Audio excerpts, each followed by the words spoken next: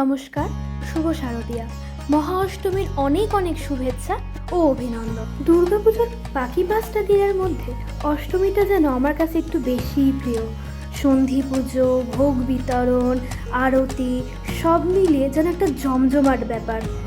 আর সেই মহা অষ্টমীর জন্যই এখন মাকে সাজিয়ে তোলা হচ্ছে। মহাষ্টমীর দিন সাধারণত 3 ধরনের মালা দিয়ে রাখি। প্রথমের যে লাল মালাটা দেখছেন সেটা হচ্ছে জবার মালা, তার পিছনে যে সাদা মালাটা দেখছেন সেটা হচ্ছে রজনীর মালা এবং একদম ভেতরে রয়েছে নীলকণ্ঠের মালা। তাছাড়াও যে সবুজ রঙের মালাটা দেখছেন সেটা হচ্ছে বেলপাতার মালা। এখানে সাধারণত 108টা বেলপাতা দেওয়া থাকে। এখন শুরু হচ্ছে দেবীর মহা অষ্টমীর পুজো। ভক্তং জয়ং দেহি নমস্তুতে পুষ্পজলেন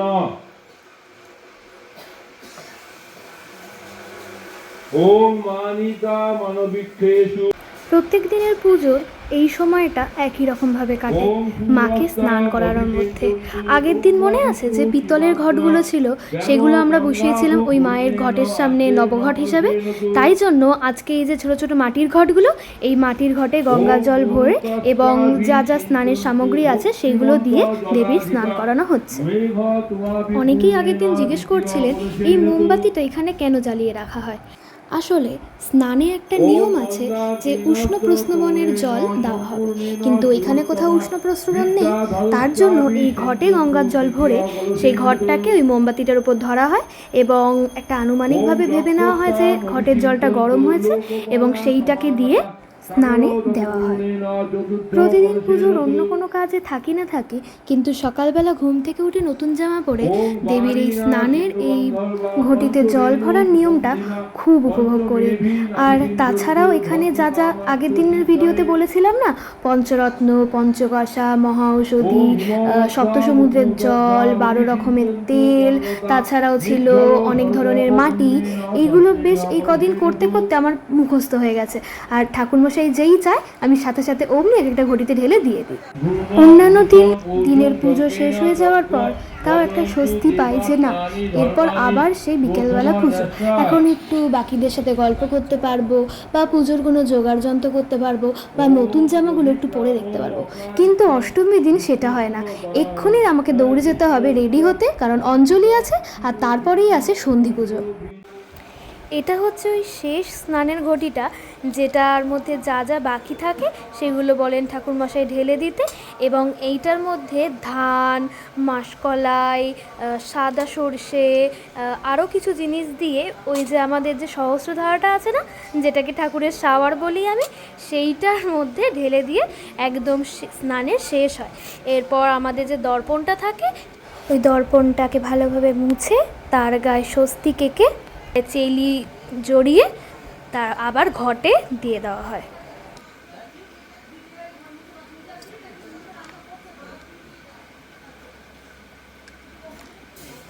এটা হচ্ছে ওই দ্বাদশ জলের শিশিগুলো। এখানে বিভিন্ন জায়গা থেকে বিভিন্ন রকমের জল থাকে, ছোটো ছোটো। এই যে সহস্রধারাটা দেখলেন ওই পাশে রাখলাম। আর এইখানে কালো রঙের আছে মাসকলাই, তারপর আছে গোলাপ জল, আর ধান দিলাম আমি সহস্রধারাটাতে। এটা হচ্ছে শ্বেত সরিষা, এটাও আমি সহস্রধারাটাতে দেবো। তারপর এই যে তামার ঘটিটা আছে, এই ঘটিটাতে যে জলগুলো মেশালাম, ঠাকুরমশাই ওই বড় যে পাত্রটাতে মাকে স্নান করানো হচ্ছে সেই পাত্রটার মধ্যে এটা জলটা দিয়ে দেবে। ওই যে ওইটা মা গোবর এইটা, হ্যাঁ সোনা, ওর মধ্যে গঙ্গার জল দেবো, হ্যাঁ আর ওর মধ্যে ঢেলে আচ্ছা ঢেলে না।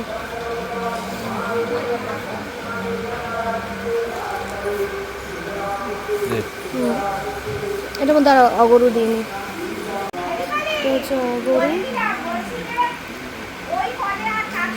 গোলাপ জল,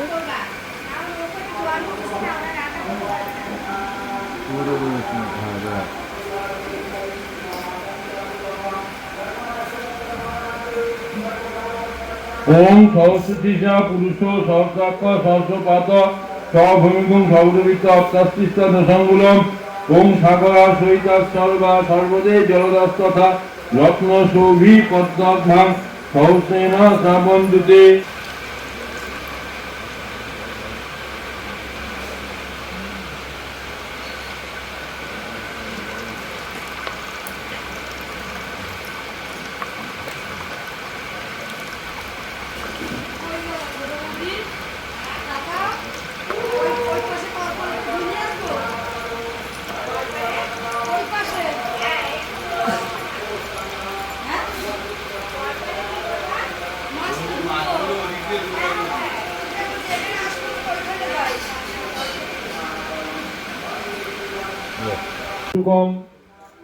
এই যে এই লাল এটাকে চেলি বলা হয়। আর ওই যে দূরে যে পাত্রটা আছে ওটার মধ্যে আছে দর্পণটা। ঠাকুরমশাই দর্পণটাকে বের করবেন এবং কতদিনের যে চেলিটা আছে সেটাকে খুলে স্বস্তিকটাকে পরিষ্কার করবেন ওইটা দিয়েই। তারপর এই নতুন চেলিটা পরিয়ে দেওয়া হবে।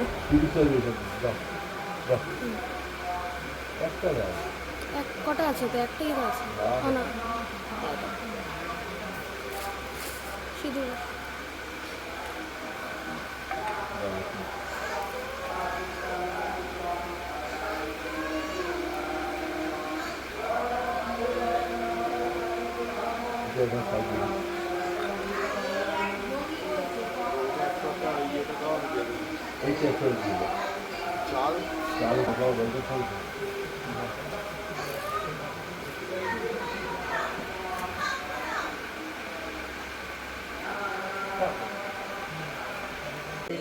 আচ্ছা, আপনারা বলুন তো এই বড় প্রদীপটা এখানে কেন পলতে দিয়ে সাজিয়ে রাখা হচ্ছে?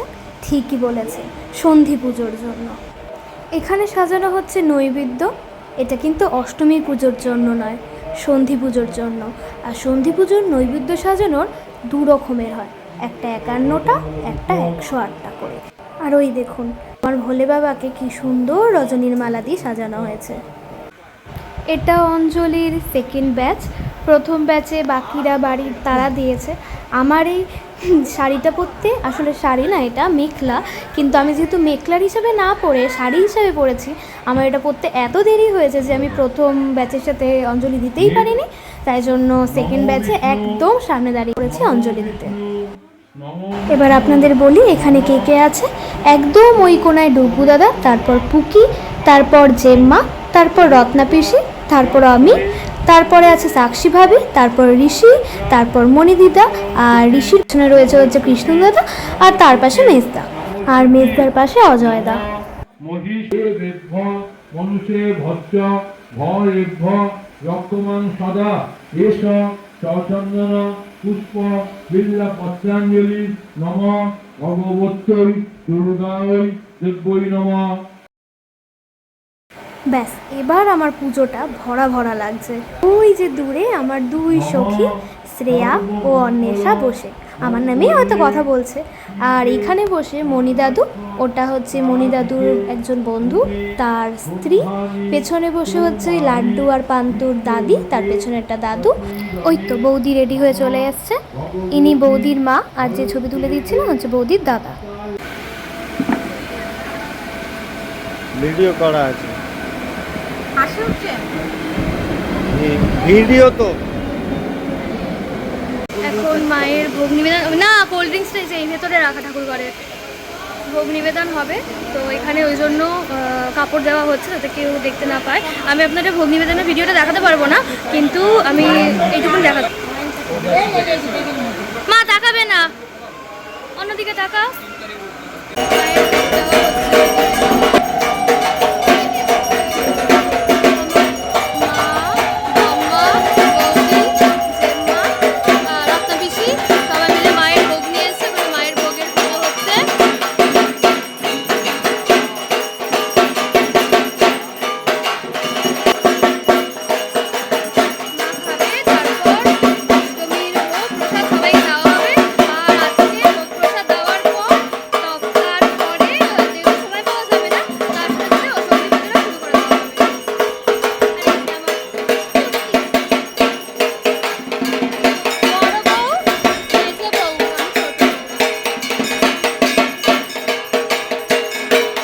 গোটা পুজোয় মনে হয় এই প্রথম মন খুলে সেজেছিলাম। বলুন তো কেমন লাগছে?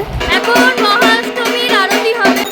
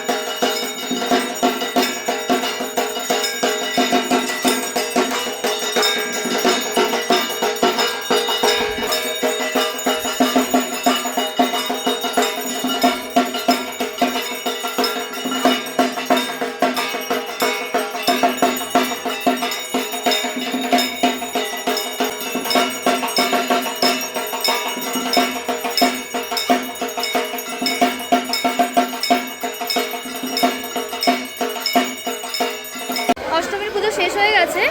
সন্ধি পুজোর পদ্ম ফোটানো হবে, পদ্ম ফুল ফোটানো দিয়েই হবে সন্ধি পুজোর প্রস্তুতি শুরু। ততক্ষণ এই ভিডিওটাকে লাইক, কমেন্ট আর শেয়ার করুন আর আমার চ্যানেলটাকে সাবস্ক্রাইব করুন।